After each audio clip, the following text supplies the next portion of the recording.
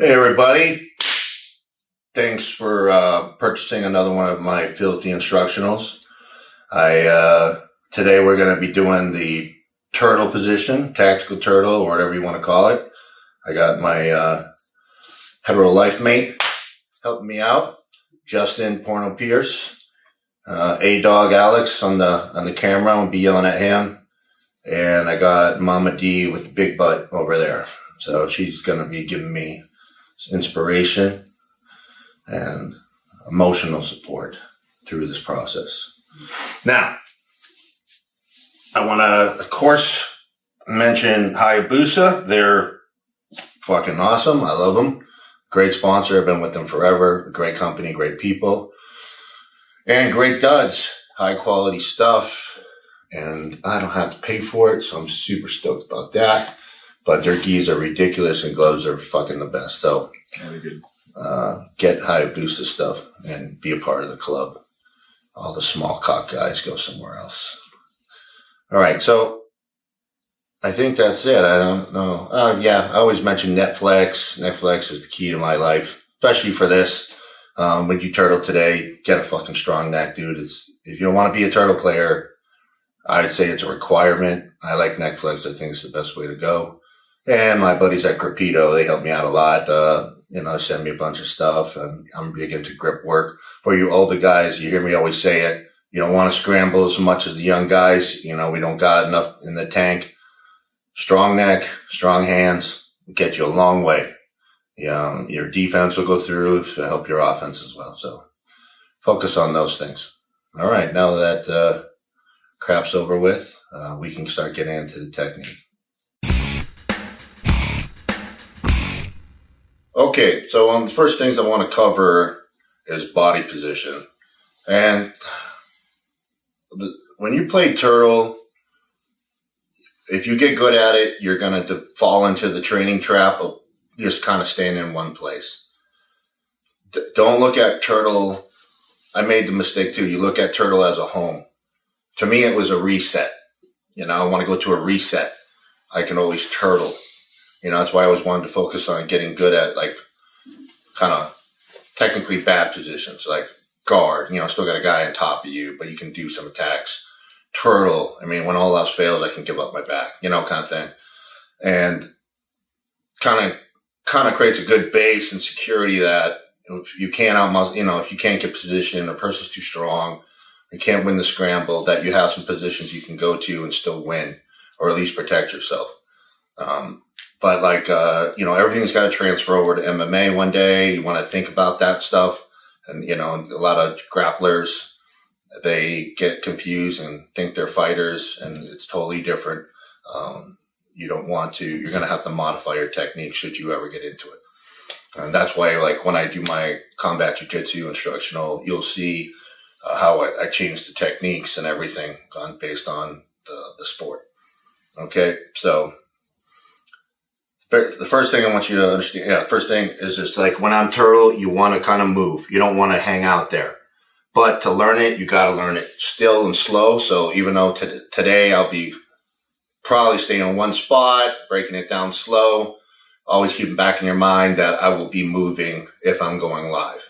And I will only be resting there because I know I'm not going to get hit and I can take my time and be an old man. All right. But generally speaking, you just don't want to get that habit. It's a training trap. And like I said, one day you might get burned. All right. So I don't think of turtle as a guard. I think it as a defensive position to scramble, stand up. And there are some attacks for sure. I know a lot of guys use turtle, then they roll in a guard. To me, that's not winning any scramble. But yes, you can do that as well. But first we're going to do is kind of keep your body strong and not get hurt, not get our backs taken, not get cross-faced. That's a big thing I don't see a lot of people teach. Getting cross-faced when you're turtle can make you really afraid of turtle. Okay? I've had my tooth pulled out, and I've pulled the tooth out with a cross-face. So that right there is the tooth fairy. A lot of people know that. So taking a cross-face changes things. So we got to protect ourselves from the cross-face. And I'll go over that. All right, so slide over, son.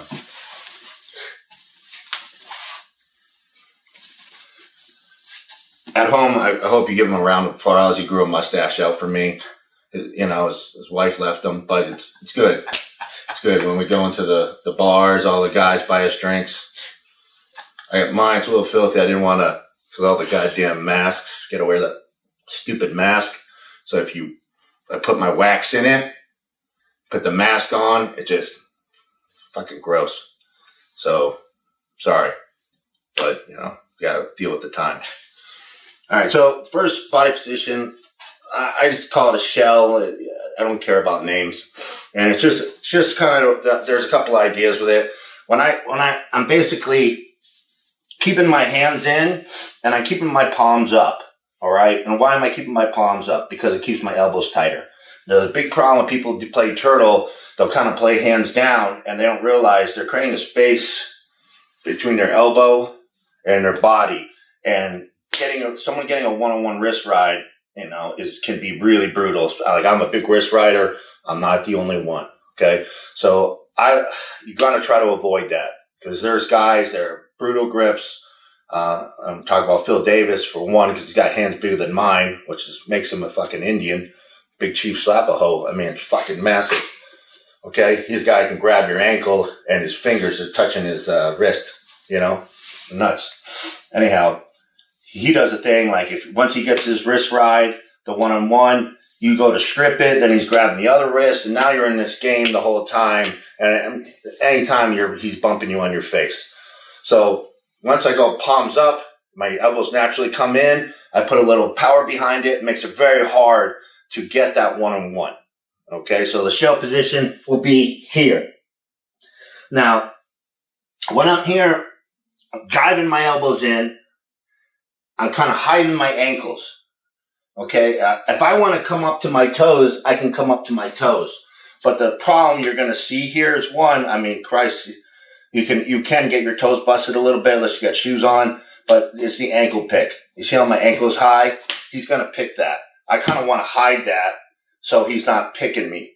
So I like to keep my nails down and try to hide it and push my my hips back and be heavy on my hips.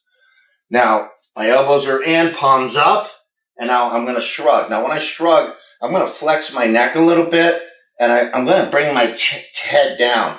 But it's not just that. I want to bring my traps and shoulders up. I'm trying to imagine I'm hiking them on my top of my ears, which I'm not doing, but I'm just having a visual so I can pay attention to my body type, okay? So I'm trying to shrug and bring my shoulders up at the same time. And what this will do is allow me to have some coverage by my shoulders, so if I get cross-faced, my head will stop and be blocked by my own shoulder. If you're kind of loose like this, that cross-face is going to get near your jaw. If you get cross-faced on your lower jaw, it's going to be bad news. I personally experienced it. I still can't eat beef jerky and a lot of foods because at highest end, I got my shit. I learned the hard way, okay?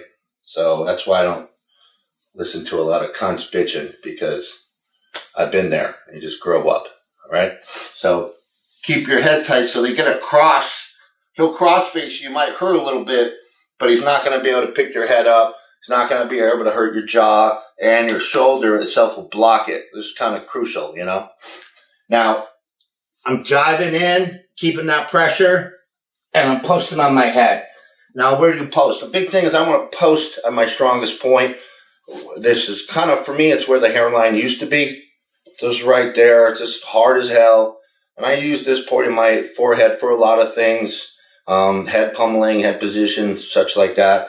But I'm using it as a way to stay strong and based on the mat. Okay? So that way, if he tries to pull me forward, I got to make sure my neck is strong. That being said, I don't like to turn my head when my head's posted. To me, this is when you're going to get hurt. All right. Yeah. If I'm here and I'm turning my head is not at a non-natural position, right? So meaning my spinal cord from my head down to my butt, I'm twisting it out of alignment. So now the muscles aren't as strong as they are straight. And the other problem is that my joints are now kind of turned, and the nerve canal and everything inside your spinal cord, those things can get pinched, they can get twisted, and you can get much more hurt with your head turned like that. So you kind of want to just stay like a fire hydrant, like not turning, not moving, and just kind of look with your eyes or move your whole body if you need to look for something. Normally I can see everything behind me. I'm blind here, so I can't see my left, but I usually can feel them, or I'll move so I can see them. Okay. So when you're here, block in, try to hide your feet, shrug, and you're here. Now, one of the benefits of this position is it's hard to grab anything to submit on you. And even though my head is out, like I said, he's not going to get the choke. His cross face isn't going to be bad. And everything he tries to do, if he tries to put hooks in, he tries to reach in front of me, everything's going in front of my hands. Everything's going in my front of my hands. Okay. So that means I can grab, I can get 2 on 1 wrist. I can grab the ankle. I can grab, so it's forcing everything to go in front of my hands, which is something I like. You flirting with me? No. Yeah. Camera guy's opening his mouth like a circle. I think that's called yawning or intimacy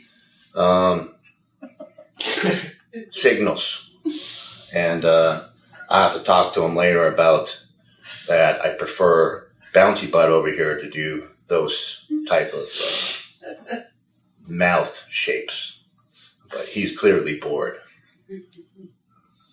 Catching balls in his mouth? Yeah. Let's make a call. Let's get a replacement. More energy drinks.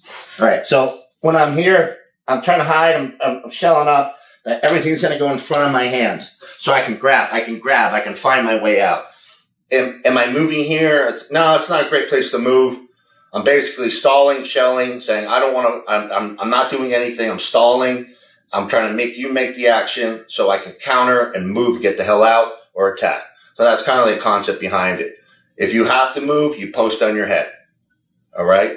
So I'm here. I post on my head. I can still move. I can still move around. All right. But I don't turn my head. I don't turn my head because you never know whether one of the answers to this problem is a butt drag is something that someone will do because he's trying to get your hands on the mat. And then here comes the breakdown, the hooks and all that. So if he tries to butt drag me here, my head can take it.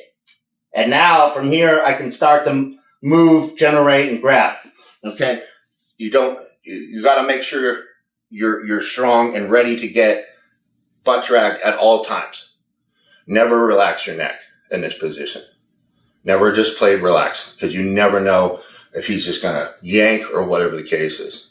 So that's my big body position. All right. And like I said, if you need to go to your toes, you can go to your toes, but don't hang out there. That's a big mistake because someone's just going to ankle pick the hell out of you or shelf you or whatever the case is. And you're just making your butt higher.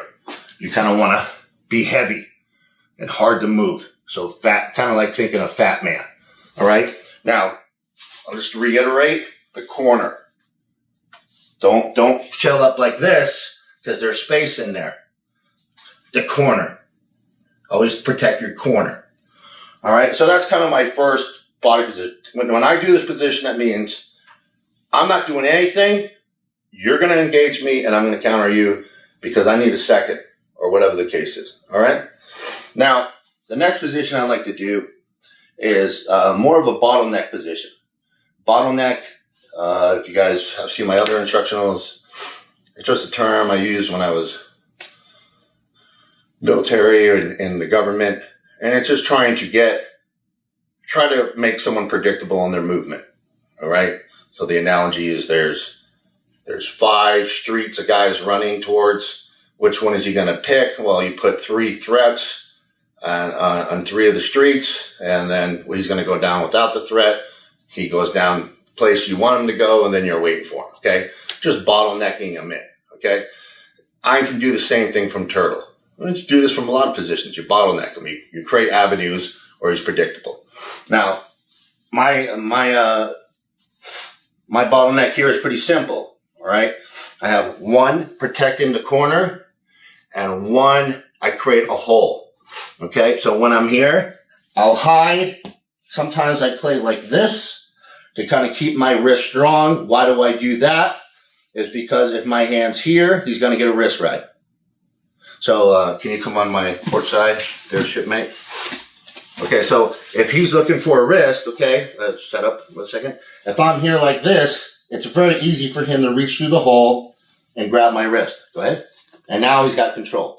Now that could be good and bad, right? Because I'm baiting him. So if I do that, it could be a bait, and I can now start to use this to my advantage.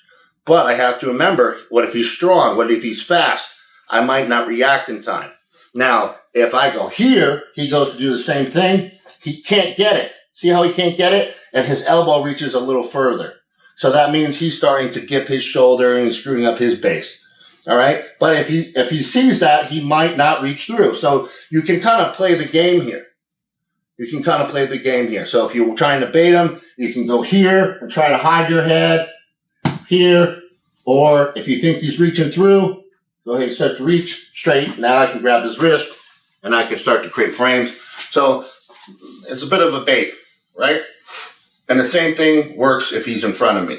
Okay. Front headlock. I go here. He's in front. He's going to reach for a front headlock.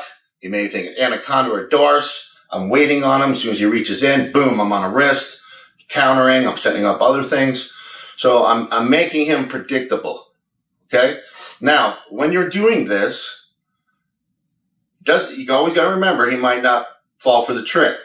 So when I'm here and I'm tight with this arm, don't get too lax, because some guys will try to throw hooks over, and that should be pretty easy to beat. But a lot of times you can just bump them with your elbow and they'll fall off, or you hook under their leg and shuck them. But you always want to stay strong. Don't be relaxed, because if they get you to a flat position, you're done. So you don't want to get flattened out. So always make sure that you're strong and you're kind of staying tight with your body. Don't go like, oh, this is a time to rest. This is not a time to rest. You're in an inferior position. Okay. I love playing turtle, but I cannot lose sight of that you're in an inferior position. Okay. Now, that position right there is going to be a lot you'll see for in setups today. All right. On this instructional, because the bottleneck creates action. All right. It creates action. I can switch anytime I want. If I'm here and he's not engaging because he keeps failing, then I can open up, maybe hide here, and then he can start reaching through or trying to do something in front, and now I'm in the game. All right. But I have to be like a hair trigger. I got to be ready to go the second I feel. All right. The third position is it's kind of, I call it an advanced position. To me, I play it a lot. Can be very lazy. It's a training trap, but I can get away with it on good guys. I've been able to use it. And what it does is it's just, you're setting guys up to throw hooks in, to counter hooks, and you're trying to set up certain things like make them go in front of you and other stuff like that. And it's basically this. I'm playing like this. Now it looks terrible. All right. Because I'm creating pockets, I'm creating corners, right? For someone to put a hook in or try to reach through. And I'm just kind of playing like this. And I'm really focusing on shrugging. And I'm basically wanting him to put a leg hook in. All right. And we'll get into the techniques, but it sounds like something you want to avoid. If you're getting good at the turtle position and he's not engaging you, you're going to try to bait him more and more. Okay, so if I'm here like this, he puts a hook in, then I can start to counter. He goes in front to grab my wrist, then I can peel it. It's just kind of like a lazy position. All right, but you can get away with it. Once you're good at it, you might find yourself there a lot because you're just trying to make something happen. So we're going to talk about going after him, but a lot of the techniques too we're going to do is just countering and escaping.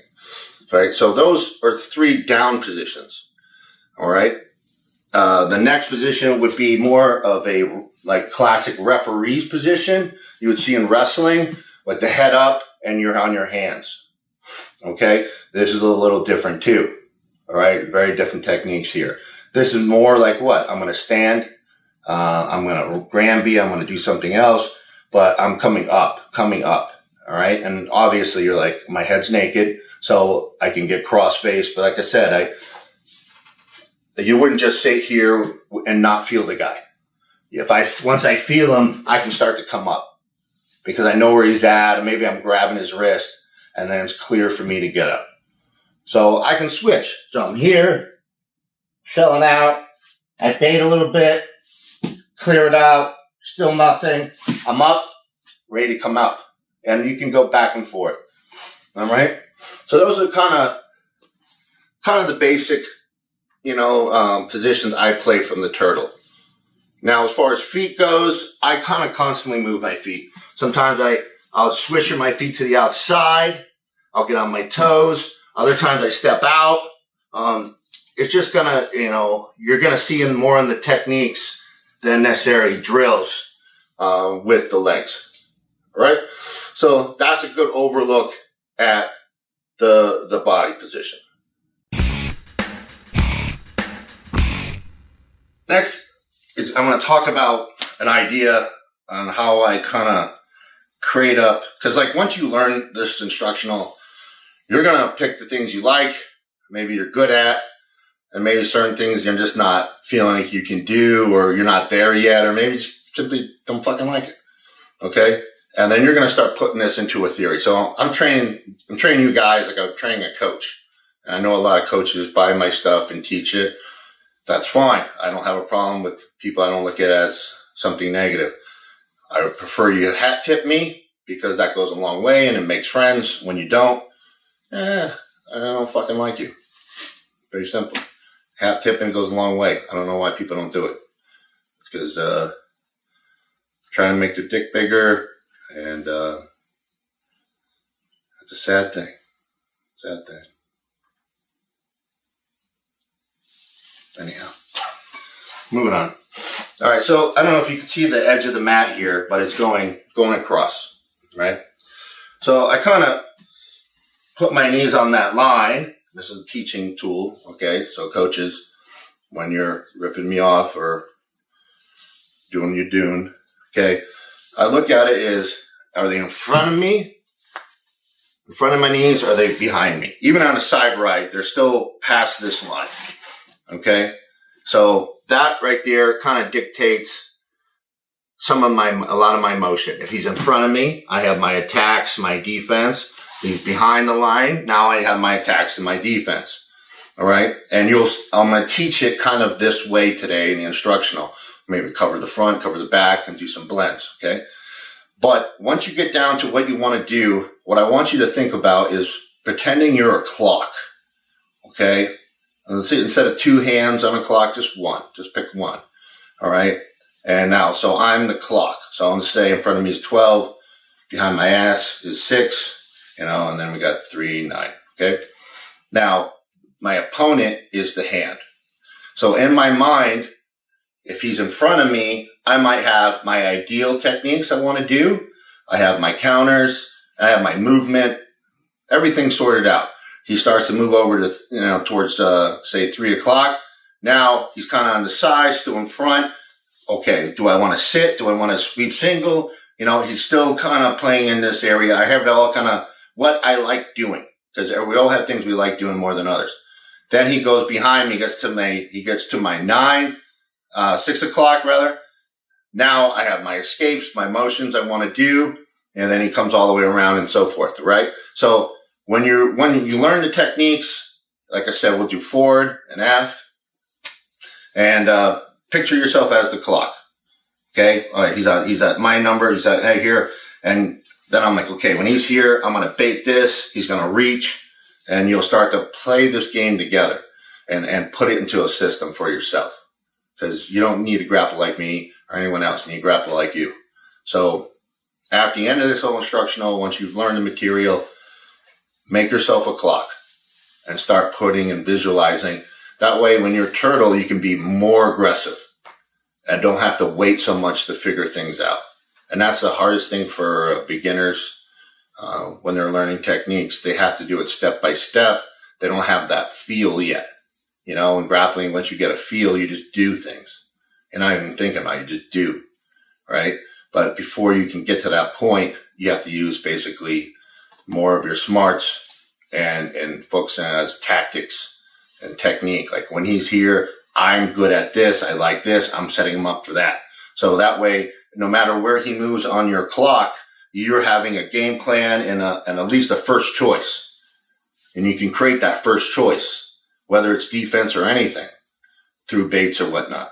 And then he might put you on your second choice, third choice. So when you get it all done, you can actually draw out a clock and you can write down techniques you like at these numbers. And they're not going to always be there, but at least it's a fucking guide, right? Other words, you're just sitting here waiting for him to crash on you, and you can take a lot of punishment that way. All right, so that's a clock concept. And like I said, once you figure it out, which techniques are going to work, or where you figure it out yourself or through the instructional, that's a good way to help you organize your thoughts, your technique. Is to first do front and back, and then do your clock. Say, where do I want to do at these points? And remember, I'm the clock. So if he's here at my 9, I can move and put him in right in front of me. If he's here, I can bump, put him right behind me. So he doesn't have to move necessarily. I'm the clock. I move the clock. The hand stays still. You see what I'm saying? You tracking? All right. So that's kind of the clock theory and the idea that might help you develop through this process.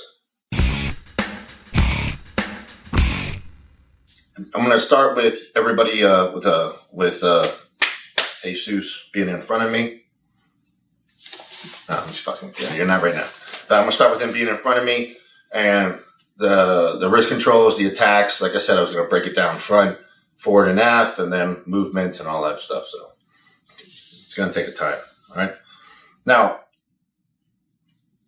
what I'm going to do to bait the front headlock in this case is I'm going to create that bottleneck position where I just reach, and it's going to be too juicy.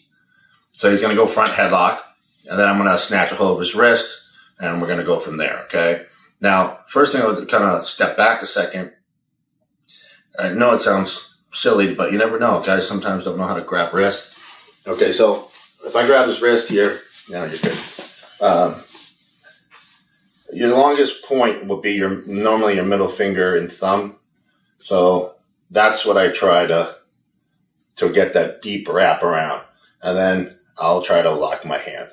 Now, here's the thing about wrist control. And from this position, I am going to be trying to control his wrist. Okay. But I really care about clinging on more than control. And, just come on your knees again. Okay. So, meaning if I stay here and I'm so resistant, I become really rigid, and he'll go ahead and he'll be able to clear my grip and get his hand out, right? But if I think about this clinging on, no matter where he moves his on, I just hold on. So I'm giving my arms like liquid. So he tries to pull, push and straights, but I still have his hand. Okay. So even though I'm going to try to control it, if I feel like, oh shit, I'm like, it's too much strength, just move with it. If he moves it around, you move it around. You just cling on, because that hand's not hurting you, right? It's not hurting you. All right. So that's kind of when you're playing the wrist, right? And the other thing we're going to talk about on the wrist, is like when I double up, I like the baseball grab, or I might be doing other techniques where I'm looking to stand up. I'll go cross grip. Okay. But I don't want to do is let go and try to catch it. Okay. Or just make that transition. All right.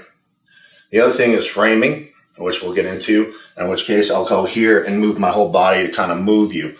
So go behind me a second real fast. If I have his wrist, I want to get his shoulder down. I'll hold it. Now drive it. See how he moves. Okay. So you can use that frame and the crook to move him. All right. Because when he gets behind, we'll get into that, moving his chest off my back. Okay. So when I work this wrist control, I'm going to try to pin it to the floor and be in control. If I feel like that's failing, then I'm going to just kind of cling on to him. He moves it. I move with it. Okay. Because I look at that wrist as my lifeline. Okay. Because it allows me to pick my head up. Allows me to move. All right. And then the framing will get him to move. We'll get into that too. All right. So the first thing first is to create that bait. All right. So when I get this bait and he grabs a hold of me, I'm going to go ahead. I'm going to pull on his elbow, get a good grip on his wrist. The big thing is don't always use your thumb. Always try to grab. God gave us thumbs. Use it. Okay. pull, open. Now, some guys are really tight. Once a guy gets a front headlock on you, you don't want to kind of leave your arm out here anymore because he can get it. Once he gets it tight here, it's hard to move. Once he gets it on, palm up, you're going to bring it back, and it opens up his grip a little bit and allows you to start grabbing. So, all right, so say if I'm here and he goes front headlock, okay, and he locks his hands. Okay, right here. Now, first thing I do is I'm going to stay tight. I'm going to bring this back, pull on that elbow to create some space in here, and I'm going to get my thumb in on his wrist. So now, right now, even though his weight's on me, I got the choking hand. So his choking hand is not going to be a problem. And I can trap up his other hand. So if he has gloves on, it's going to be a little harder to get his hands free, and he'll create more space trying to get it out. All right? So that's kind of the concept there. So if I'm like this, you can see I'm super loose. He's going to move around, and I'm not going to be very effective. Now, if he's got too much weight on me, simply post on your head. But still keep strong. And you can see I'm opening it up. I can breathe fine. I can shrug, get my chin tucked, and then I can start working my hand inside. All right? So if you get caught here, boom, he goes front headlock, locks his hands right away. I want to retract, grab, retract, get my thumb in. And like I said, if he's being heavy on me, post my head. If not, I can still sit. Okay? Now from here, if I don't want to move too much, okay, because there are a lot of move counters right now, and I just want to focus on his grip, I'll start pulling his grip down, creating that circle to be bigger, and then I'll work my thumb in. You can frame, but I like to grab here like this. Because now I'm at his hands. His arm's pinched. I got plenty of space. And now I'll start pushing it to the mat, and I can start sinking my head out. Okay?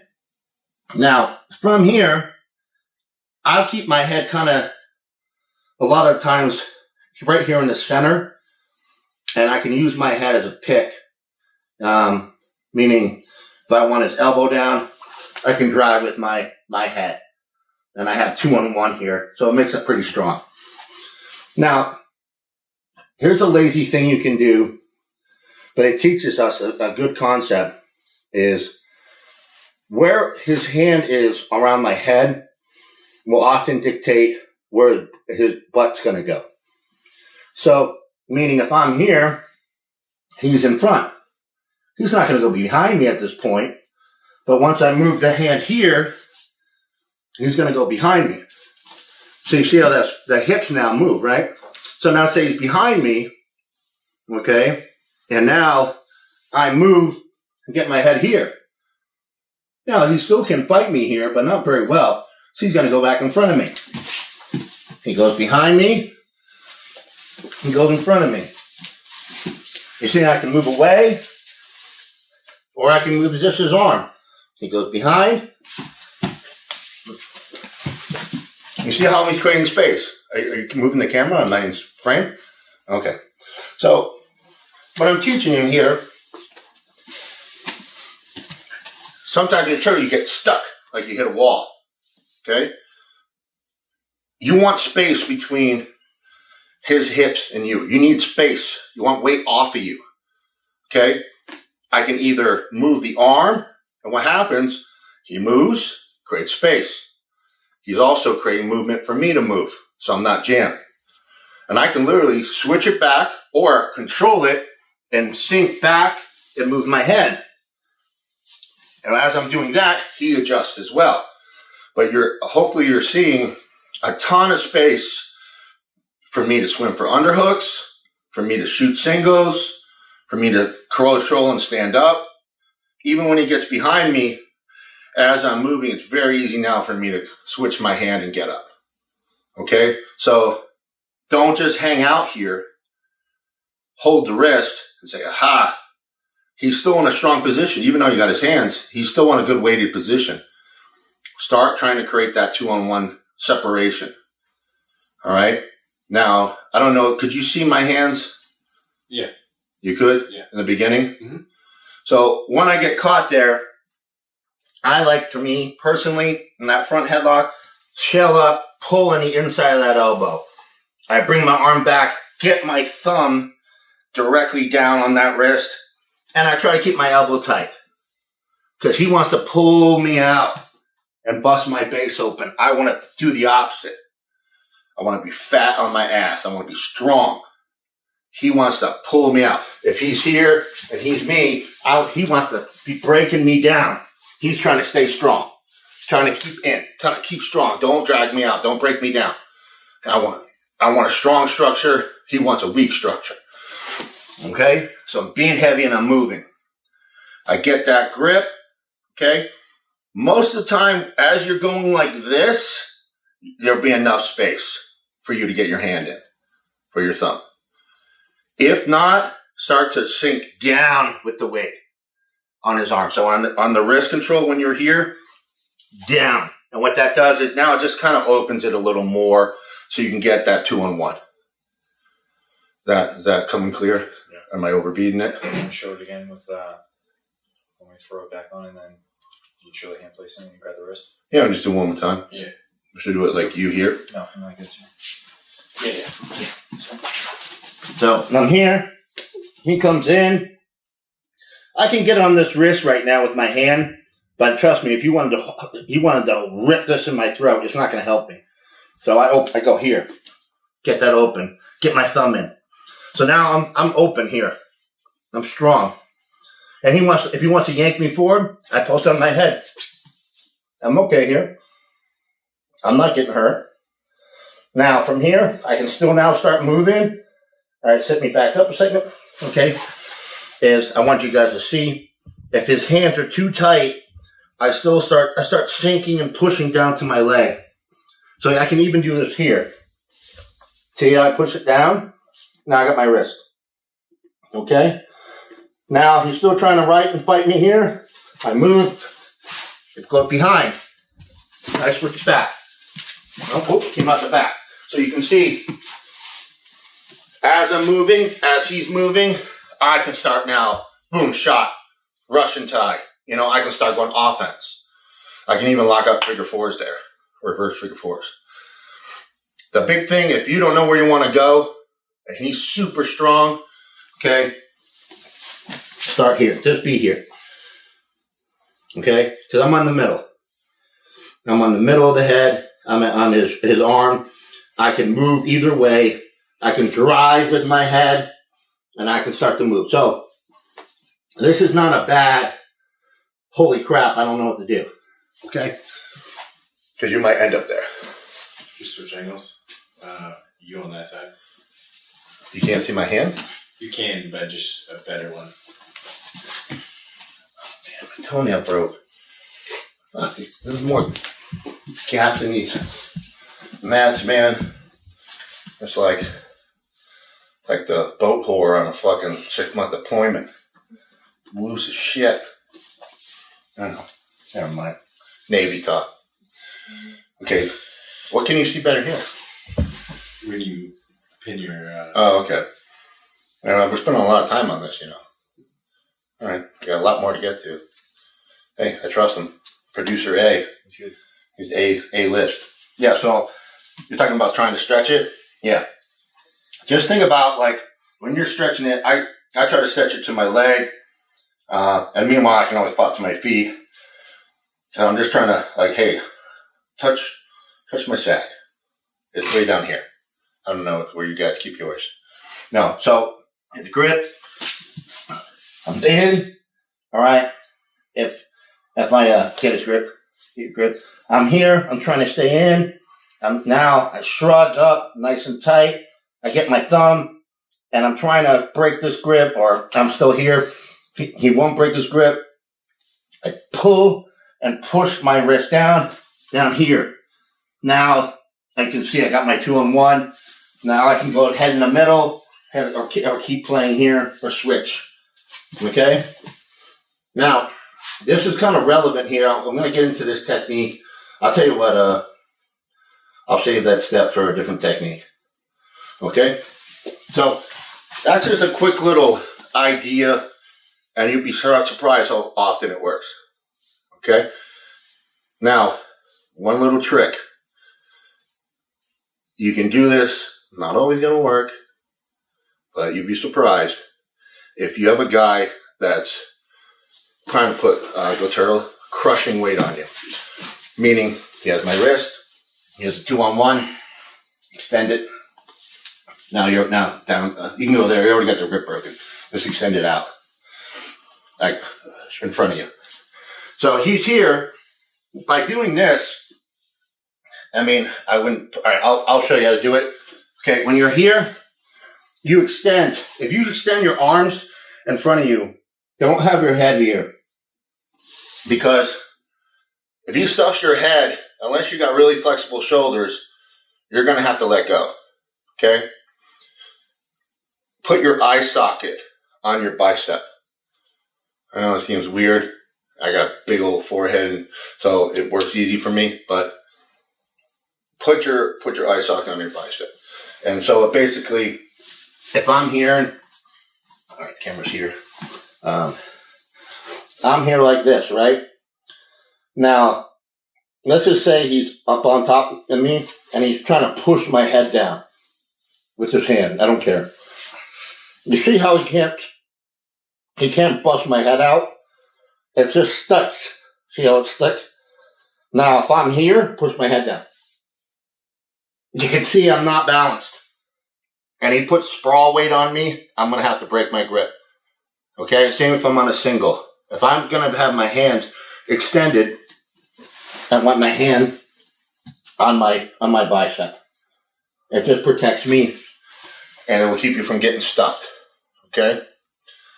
Now, I don't know if I got into this, because I only covered this concept, but it kind of goes with it, is, you're going to hear me talk about this later, is trying to move his chest weight around.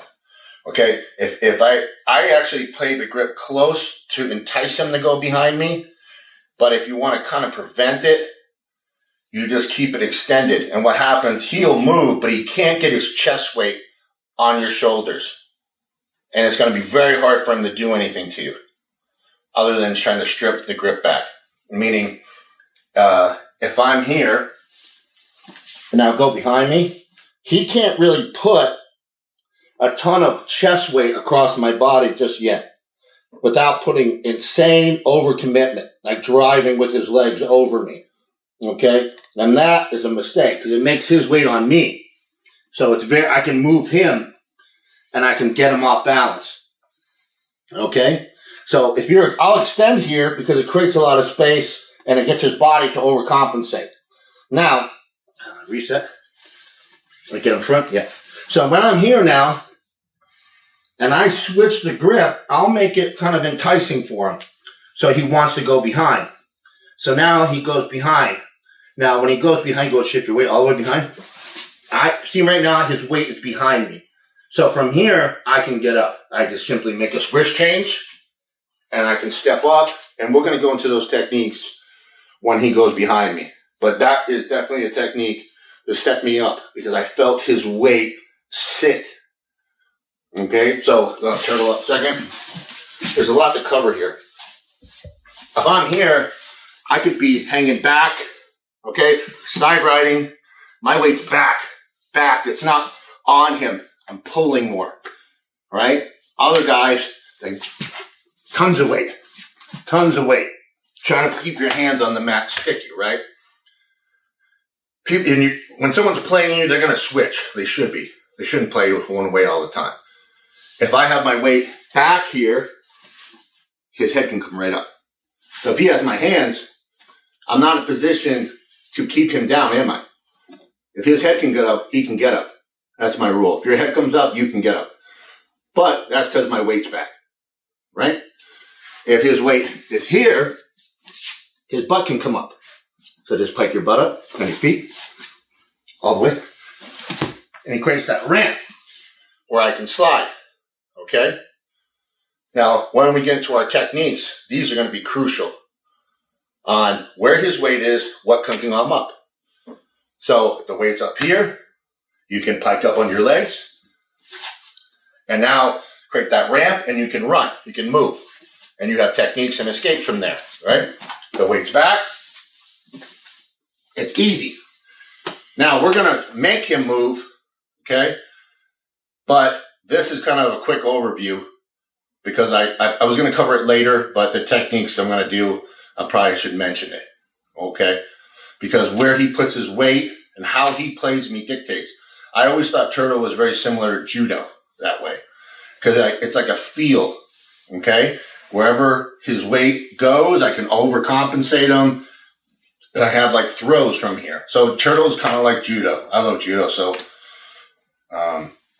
I kind of catch some of the same principles. I know it's a little weird, but it does feel the same. Now, what happens, getting back to our original technique, when I'm playing here and I'm playing the switcheroo game, going in front, switching my head, what happens now is I'm going to want him to put weight on me. So I go here and I keep it close. Okay, so now he gets away and I can feel his chest weight on me, putting cross pressure, meaning he's driving his weight across me. Once I feel that weight on me, there's a quick little trick you can do and it will work, but it's not something you want to count on all the time. Okay, is now I'm going to switch. I'll stay there a second. When I switch, I'm going to go head up and you can see he's getting off balance. Now from here, I usually just do a quick short sit and come out. But it's just another way to escape the position. If he doesn't give me that pressure across, I'm not doing it. And you'll feel it. Okay? You'll feel it. But a lot of times, if you're just switching it constantly, they get fucking pissed and they try to jam you when they go behind you. So sometimes you can antagonize them. Okay? So instead of being out here, I brought him close. If my hand is close to him, so grab my wrist, put in, I can get some weight on him. Now, if he switches it, pick your head up and drive into my shoulder, you can see I'm falling off balance. And now he can just knee slide and turn around and face me. Okay? So, a little simple, goofy technique, takes no real effort, is just to try to entice him to drive more across you. Okay? So, I escape, just go in front for a second. Let's say I have my wrist control here. I'm playing the position. Now, look at all the space I can to go and shoot. Okay? Now, he goes behind me, but I keep it extended. It's frustrating for him. I'm driving. Look, I saw my escape again on the sweep single. Now, I go here. He slams in front. Now, I switch it again, keep it close. Now, he drives that weight across. Boom, head comes up. Now I'm out. And I'm looking for the other side. Now you can sit. A lot of guys will, when they do this, they'll do a quick hip heist and all that. Most of the time, once a guy gets off balance, he's not going to give a rat's ass of holding on to you. He should be like trying to jump away to keep him getting reversed. Okay? So if you're wondering why I'm not sitting out, spinning rapidly, it's because it's very foolish to try to hold on to that position for him. Meaning, wrist control. He brings it here. Yeah, so he's here. I'm working. He goes across the other side, and I go here, and now he switches the head, and now he reverses me over, drives me over. I'm not thinking attack. I can't even get my chest on him. So there's nothing I can do to him here that's really worth a damn. He doesn't need to do much because my smarts are going to tell me, out, son. And now he's going to turn that corner. And I'm, boom, trying to get away. You see that? So he doesn't have to do anything crazy to get out of the position. All right? So that's just something very simple. But you can see during that transition, not to overkill it, our hip space. He creates a lot of space between his hips and mine. And that allows me to do a lot. Okay? Now, something, I don't always recommend this, but it goes with the same category. We're just getting this crap out of the way. Is I can always kind of shift. Okay? I can sit.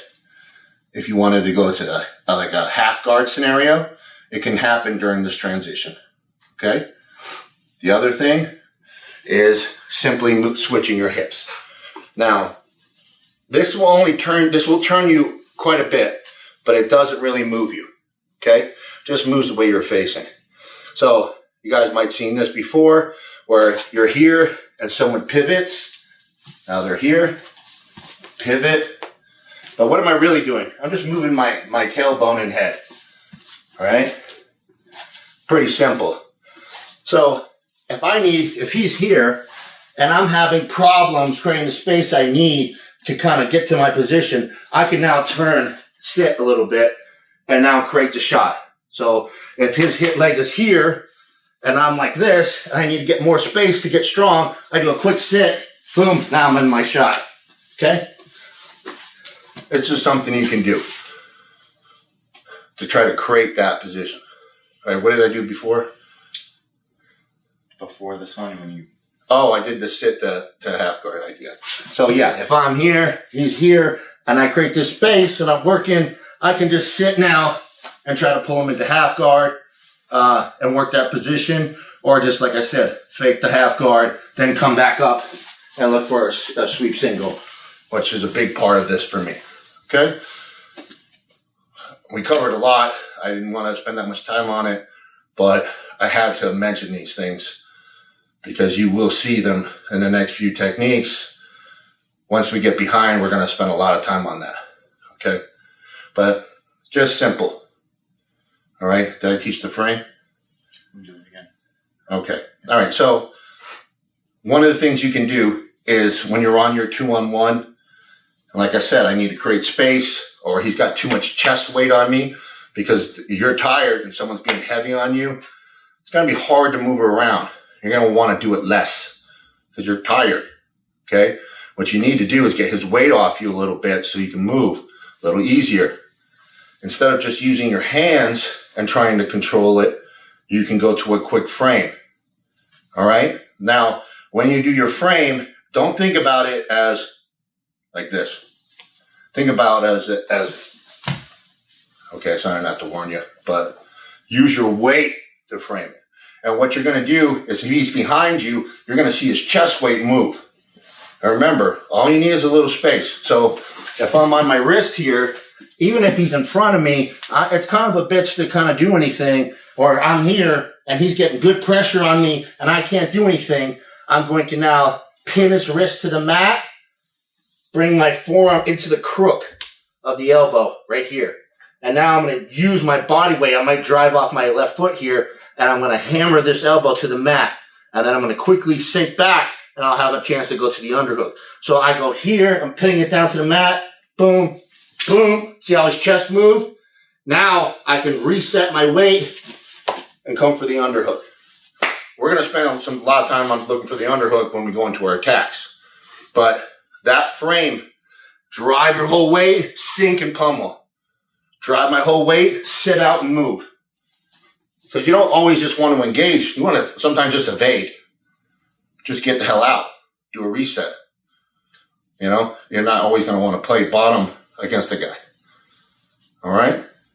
So, I know I skipped some things, or maybe I didn't spend enough time on certain things, but you'll see it again in the techniques. But how to grab a wrist, move the head, you create the change in position, move your hips as you're doing it, framing, keeping your head from getting stuffed. Those things are super important when you're playing under somebody. Okay, guys, if you've seen my other instructionals, you might have seen this technique before, but it's so fundamental for my style. Not everybody digs it, and that's the sweep single. I'm going to show it off the 2-1. So basically, we're still dealing with him in front of us. All right, so I might bait him. I might not have to. He might just grab a hold of me. Maybe I have his wrist and he snapped me down. You know, anytime I'm in this position where we're, I'm under him but he's still in front of me. Okay. And, what I'm going to do is shoot for the sweep single, and I'll work you through the technique. And so basically when I'm in this position here, let's say I've made that separation and he's still in front. Okay. Just, go right here. Okay. So you can see he's kind of if I'm the clock, kind of at my 2 to 3, and I'm here, right, and move. Now, one of the things is, as he tries to go to my 3 position or 4, I can now block him with the underhook. Now, when I go for this underhook, you gotta be careful where you put your arm. All right, I got a really bad shoulder. I need a replacement. I had a torn labrum, and whizzering it will destroy my arm. Will take it off. Okay, giving a guy bad underhook can get you hurt. A good whizzer is a good weapon, and when you learn how to do a good whizzer, you can definitely tear labrums and mess a guy up. And it's just more common with wrestling that I noticed than jiu-jitsu. Jiu-jitsus tend to catch and squeeze, where wrestlers use a lot of leverage and smashing. You know, it's just a different sport, right? But they're glued together. If I'm going underhook on him, there's a lot of things I got to look at, okay? One is his hips, okay? So let's just kind of stay loose here, just posture a little bit. We'll keep it generic. So see the space between us? Now, if I go right here, okay, I'm kind of reaching for his waist. Now, if his shoulder's on my shoulder here, I'm going to get hurt. This whizzer right here is cake for him. All right, he's in the perfect place to tear my shoulder off and snap him back down, okay? So I don't want to be here at all. And this is what I see a lot of people doing, okay? It's just guys aren't taking advantage of it. So if I'm going for this underhook, I'm either going to go high, and when I go high on the shoulder, or sometimes I slink down to the tricep, okay? And that's for snaps and things. But I have my elevator up, and I have dominant head position, right? All right, that's a good position. The other one is I'm going low, okay? So I'm going down, shooting for the leg. And that's maybe my sweep single. Both of those I feel safe, okay? In the middle, what people call it the seatbelt or whatever, you can get crushed there. But the underhook is popular. You got to do it. You got to block. You don't want him behind you. Can't see him, okay? You want him in front. If you guys are probably going to be wired to go to the waist, you're going to just be wired. If you're going to do that, close the gap, okay? Make sure that you're getting your shoulder deep under his armpit. That when you do that, you'll be okay, okay? So just kind of same position, posture up, create some space so they can see. So instead of, if I'm going around the waist, see this distance, I got to close the gap and dip my shoulder. So just turn a little bit. I want my shoulder dipped, okay? So you see how he's on top of me? Posture. There's posture. No, your head. Move your head out of the way. Right there. Oh, it's rise. There. Okay. See how his shoulder is on top of my shoulder? It's like I'm in his armpit, right? He tries to whizzer me here. Go push down. He can't. He got no leverage. So if I go for an underhook, I need to jam him. Okay, and my legs I'd be getting up here, I'd be driving, I'd be moving, I wouldn't be on my knees. Okay, this is for teaching. Okay, so this is, if you're gonna waist, this is where you're gonna go. If he pushes you away and gets you here, where now, pick your head up again. See, his shoulder is now on that part of my shoulder. I'm probably gonna get ready to limp out. Because if he starts to whizzer here, he's gonna hurt me. And what's gonna get rid of the pain is to release. But if I let him release me by force, he's probably going to snap me down or drag me by. Okay? So, meaning he snaps me right back down, right? Now, what I can do, if I feel him right here about to whizzer me down, is I can go to a drag myself. So this is like, I'm teaching you what not to do, but you're probably going to do. So if you're going to do it, I'm going to try to save you. Okay? I'm kind of like the Lord. And I'm blessing him tonight. Thank you, Father. Yeah. Oh, you've sinned. Okay. So if I feel that pressure, like, oh crap, he's got me, I know it's going to happen. I'm going to now, instead of just limping out, if I do that, that's great. He's going to square up. So it's okay. It gets me out. But now we're back in a neutral position each. So it didn't give me a benefit, did it? At least I'm not underneath them, right? But it's not much of an accomplishment. What I'm going to do is I'm going to grab across right here, just above his elbow. All right. And as I do that limp arm, some people call it Guitar Hero. I don't know, remember that was a thing a while back. I don't know. I gotta get up to date on my references. I don't know. That's old school. Huh? Guitar. Cock swing and helicopter. Just think cock swing and helicopter. You know, when you're wet and you're swinging it and then it's doing all the water drops like in the air at parties for money. But that was pig. Yeah. That about right, babe? Yeah. Okay. All right. So when I do the cock swing and helicopter, so before here, and he gets me in that position. As I'm now going to limp, okay, I'm going to reach and grab. So boom, I reach for the tricep and elbow right here. So my hand's going on top. Okay. So now when I'm in this position, as I go here, I limp and pull. Okay. So pause for a second. So he's here. He's giving me pressure. Okay. Boom. Limp. Pull. Okay. So we're in that same spot now. I might have been trying to go deep. He pushes me away. Oh crap. I know I'm in trouble. Now I feel that whizzer. As I limp, I catch. And now I drag out. Now, don't be in a hurry to let go of this arm. I've got his arm shelved. I have a lot more options now. It is going to be easy for me to run his head to the mat. Okay? If I have it here, I can attack it. I go to my thigh pry, put my chest right on the shoulder to replace as a whizzer. And I'm going to drive down at that angle, this angle right here, move my whole body, thigh pry, and I start to work them down. Now, from here, I can attack, of course. Okay? So, once you have pressure right here, that's that whizzer, you see? If I'm up here, it doesn't go anywhere. When we go to the 2-on-1, same thing. Okay? Up here, nothing. Okay? So, as I'm looking for my underhook, he blocks me away. Boom, he starts to go. As I release, grab, move out, drag, and granted, if I keep this up, now I have a lot more options. Whatever you do, don't just throw it. Because right now, I lose control, right? He can start standing up. Or, yeah, he can attack. But I would move, in most MMA circumstances, he's going to stand.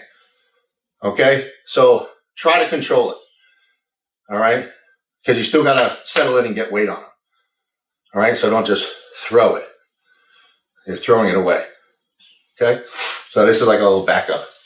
Here, you start to drive. Boom, I switch, grab, boom, try to keep it up. And like I said, I can attack. I can put the hook in. I can run them down. Okay?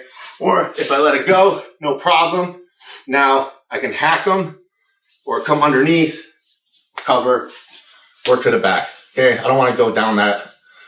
This video is not about attacking the back. It's about defending. Okay? So that's a little technique that can get you out of trouble. Anytime you're in, it works great for Greco stand-up too. All right? Underhook. All right? You're going to swim, re-grab, boom, out. So it's one, then you're good. All right. So, hey guys, I'm making a little correction. I haven't taught this in maybe 3 Olympics ago. But, posture a second. When I do this technique, I just posture. Okay, I think I went over. That was my bad. I sometimes do this quick. When I start to move this arm under, that's when I go under my arm and catch. Okay, so it's not so much. You can do it here, but you gotta like move away. So here, you gotta move away. You see him like that, and it's not necessary. Okay, when I'm here and I feel that whizzer coming. As you let go, you come under. That way it's a little easier. You don't have to move. In fact, you go forward. So as I drag, I can come right to him. Okay? But yeah, to make it clear, if you're going to go over top of your arm. So if I'm like this and I go for this position, I got to move to get his hand out so I can move behind. Okay? But normally what you want to do here, I'm working that position. I feel that whizzer. I'm going to come right through. Grab, come right out. Okay? And if I have this arm shelf I mean, granted, I can attack it. If you're doing like law enforcement, you'll see a lot of barring where they drop this. They put their elbow over the lat muscle, the shoulder. And I know it looks silly, like a cop technique, but it does work if you can maintain the position. So here I just drive them down to the deck, right? And then I can go do whatever I want. But my thing is, a lot of you are not going to be comfortable choosing this little target over, looking for the back. So I'm not going to teach any of that crap because I know what you're going to do. You're going to look for the back, or you're going to look for the neck, big targets. But just so you know, if I do have him here, this does work to get his head down. It's just a quick change. And what you do is you don't push. It slips off. You use your body weight, sink him down, and then now it's stealth. He's been here many times for indecent exposure at the racquetball court. Okay, so just to reiterate, I'm here, I'm on my wrist, I'm creating that space. I feel him trying to move behind me. I look for a swim for the underhook. Now I'm kind of in that no man's land. I don't have low, I don't have high.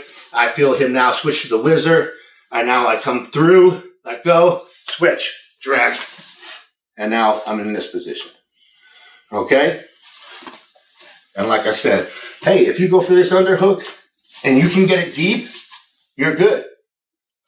Okay? Or go high, which we'll cover. Okay? And this gives you some techniques. Or I'm going low. That's normally what I do. Okay? So the next technique we're going to do is I'm going to go low, show you the sweep single, and violate the sweep single. And then from there, we'll start covering a lot of other things.